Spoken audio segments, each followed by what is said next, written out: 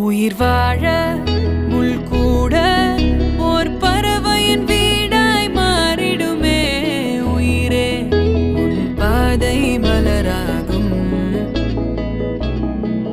நதி வாழும்